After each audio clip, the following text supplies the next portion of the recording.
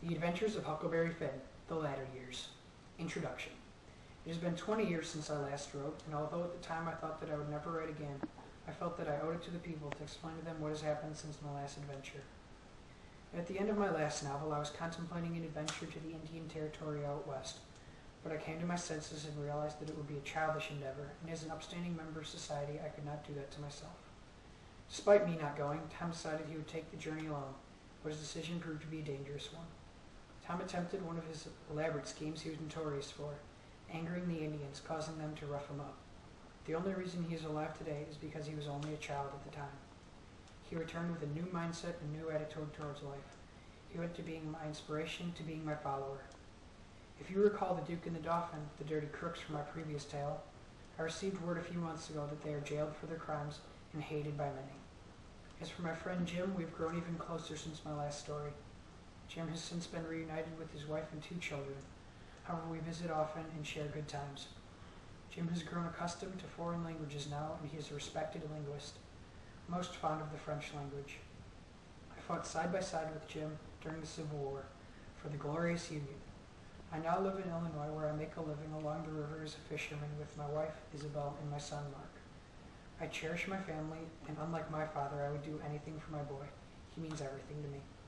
To this day, I still retain my old habit of smoking and enjoy a pipe now and then. Lately, I have been promoting civil rights and starting up a shipping company with Tom. Chapter 1. Our story begins with me fishing on a crisp fall afternoon. How are the fish biting today, Huck? It's been slow start.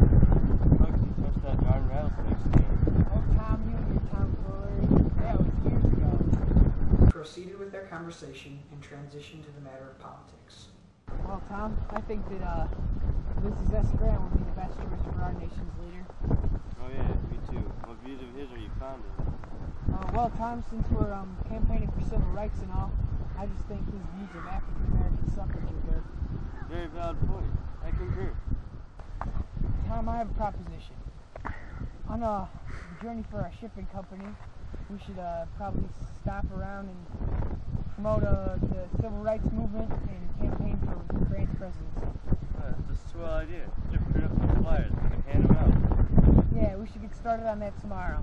But for now, it's getting late and it's starting for sundown, so I should go and eat dinner. Tom proposed a legitimate idea. It reminded me of the old times when Tom was filled with creativity and always had a solution for everything. As I was walking back home, I pondered over various ideas for our shipping route. I decided it would be best to write Jim immediately and inform him of our civil rights campaign, in which I hoped he would partake in. Chapter 2. Dinner with my wife and son was always a delightful experience, but tonight I was hesitant to inform them that I would be taking a journey with Tom to promote civil rights. Well, son, how was your day at school today? It's been good, except I keep spelling civil rights with an S. My grades have improved since you started helping me. That's great news. So, sweetie, how's your day? Well, it was pretty good. Today, me and Tom decided that we're going to take a business trip, and we'll be gone for a few weeks with our shipping company. Is that all? Jim will be joining us, hopefully, as well. We're going to be campaigning for civil rights. That's great. Is there anything I can do to help you? You can tell your friends and spread the word. I can tell my friends. Don't kid yourself, boy. You don't have any friends.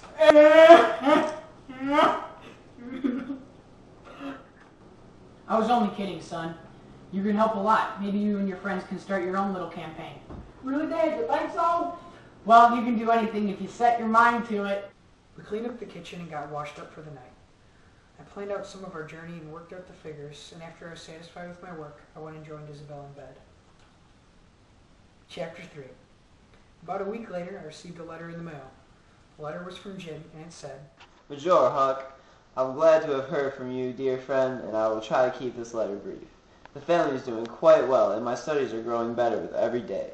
As for your shipping company, I will be thrilled to join you. By the time you get this letter, I will probably be only days away. In whichever case, I will meet you at your house. Give my best to your wife and Mark, and I will be seeing you soon. Your friend, Jim. Huck, someone's at the door. Just a second, I'll be right there. Huck, my boy. Jim, how I have missed you.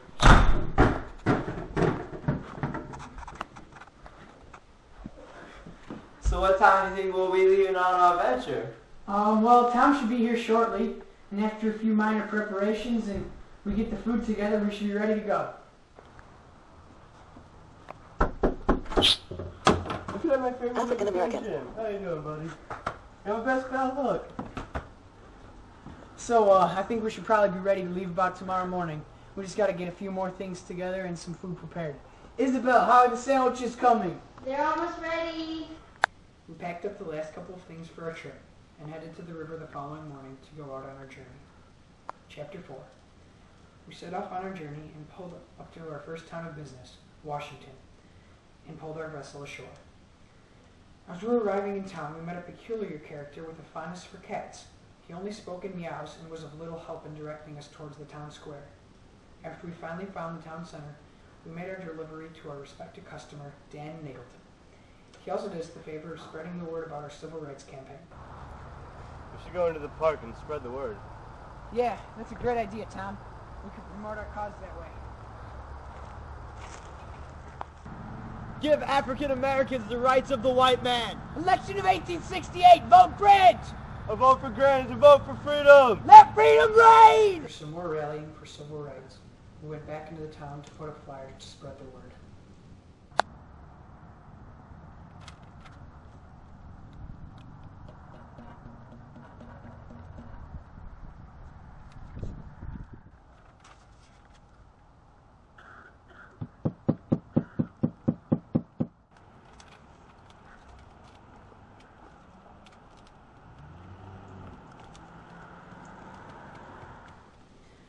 Chapter 5. After leaving Washington, we got back on the river, and the following day we arrived in Adams, the next town of business for our shipping company. After a few minor deliveries, we went to a new customer to discuss business. Nice to meet you, sir. Hello, Mr. Smith. Hopefully we can have a long-standing business relationship. How can we be of service to you today? Good day, gentlemen. Today, I actually have a very special request for you. As I understand, the next stop for your shipping company is Jefferson. I have a very important delivery that must be made. What exactly is this delivery? I cannot tell you what this package contains because it is very secretive, and might I add, it must be kept off the record. I'm willing to pay a very high price for the service if you choose to accept it. We'd be more than happy to do it, but the money better be a lot. Actually, Tom, we won't be partaking in this particular shipment. We're just better than that, and it's slightly shady. Well, I'm sorry to hear that, boys, but by declining this offer, I'm afraid we'll have no business in the future. I apologize that we won't be able to help you out. Hopefully you can find someone who will. Have a good day, sir.